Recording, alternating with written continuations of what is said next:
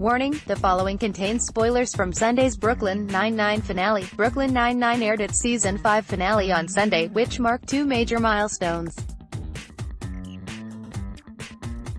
First and foremost, Jake and Amy tied the knot in a last-minute ceremony, after a bomb scare derailed their wedding. The second milestone was in regards to the life of the show itself. The episode doubled as the Golden Globe-winning comedy's last broadcast on Fox, before moving to NBC in 2019. On Friday, TVLine got on the phone with co-creator Dan Gore, who spoke about the series' cancellation and subsequent rebirth, the Peraltiago wedding, capped Holt's potential promotion and more. TVLine, this time last week, I did not expect we'd have a chance to talk about the finale. Neither did I. TVLine, are you still processing everything that's happened? I am. I'm still in a state of euphoria. It's been a crazy whirlwind. Not only was it the cancellation and getting picked up, but it was going to the NBC upfronts. It was just fantastic, just a wonderful story for us, as a show, to live through. TVLine, there was a lot of speculation about Hulu being the most likely home once Fox dropped the axe, then all of a sudden it wasn't an option. When did you first find out that NBC was a possibility, and what was it like getting that call that the show had been saved? I should say, thinking Hulu was the most likely home, I was, because the Mindy Project went from Fox to Hulu. Most of the nitty-gritty sausage-making of it was performed by the studio. I'm a little bit in the dark about a lot of the details as to what happened. The phone call was around 8 p.m. on Friday night, and I was under the impression that most people making the decisions are on the East Coast, and no decision would be made that night. Then I got a text saying that NBC was picking it up, and I was just over the moon. Then we all got on the phone, all the producers and Andy Samberg, and talked through everything, and it was really just a wonderful experience. It was a rebirth. TVLine, when we last spoke, you stressed that the Season 5 finale was not intended to be a series finale. Talk to me a bit about what it was like walking that line between wanting to give fans closure in case it had been the end, without closing the book on 9-9. Great question. The easy answer to that is that we didn't want to do anything that would absolutely blow up the world at the end of the finale. In other words, we didn't want to do a finale where everyone got sent to different precincts, or main characters got killed off, and we also didn't want to do a story where half or all of them got promoted, then we'd have to find a way to pull them back together. At the same time, we wanted it to have emotional closure, and I think the wedding provides that.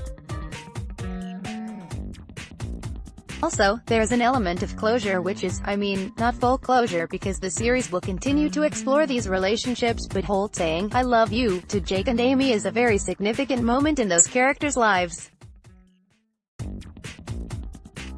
TVLine, was it difficult writing Jake and Amy's wedding vows? Executive producer, Luke Del Tradice, and I talked about them a lot beforehand. Difficulty of writing vows on a show like Brooklyn is we are always committed to making them funny, but we also want them to be sweet, loving and believable. They didn't change much after the first draft, but there were some jokes we cut at the table read. TVLine, why didn't you reveal whether capped? Holt had been named NYPD commissioner. We want to keep the world interesting, and we thought it's fun to have a cliffhanger and wonder what's going to happen next year. And the truth of the matter is, it's nice to give yourself time as writers and producers to figure out if the idea you have is the right idea for next season. TVLine, is there a fear that making Holt the commissioner will alter the series dynamic, especially if he's no longer working at the precinct? Yes, that would certainly be a fear, but the counter to that would be, is it also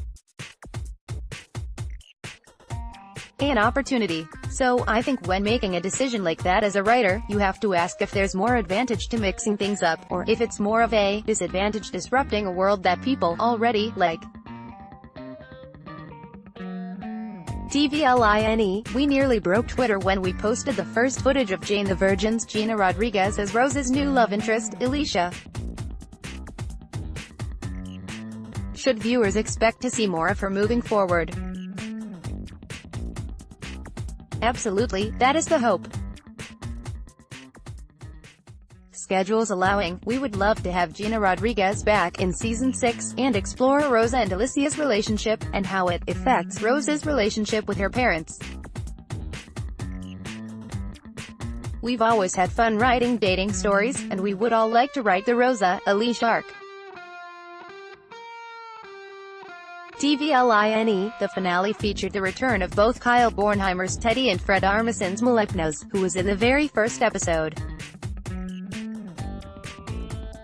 Were there any other guest stars you wanted to include, but for any number of reasons it didn't pan out? The guest I most wanted at the wedding was Fred Armisen's Milestones. Even if there was a 1% chance that this was going to be our last episode, he was in the pilot, and it's very full circle. If it had been possible, and if we felt there was time to devote to it, I think it would have been hilarious to have the Pontiac Bandit, Craig Robinson, there, singing as they walk down the aisle. Miranda celebrated the renewal with B99's Andy Samberg, Terry Crews and Stephanie Beatriz at the NBC Upfronts dinner on May 13. TVLine, a lot of big stars came out in support of the show when it was cancelled by Fox, including Lin-Manuel Miranda, Mark Hamill, Sean Astin and director Guillermo del Toro. Has there been any talk of having them guest star next season? It's early and we don't have the writer's room going yet, but it would be a dream to have all of them, let alone even one of them. Having Guillermo del Toro direct the Halloween episode would be incredible, which I don't know if we'll have in Season 6. TVLine, any chance we'll pick back up with Jake and Amy's honeymoon? I definitely think seeing some of their honeymoon seems funny. I don't know if that means we do a flashback to it, or if we do a cold open about it, or if we do a whole episode about it.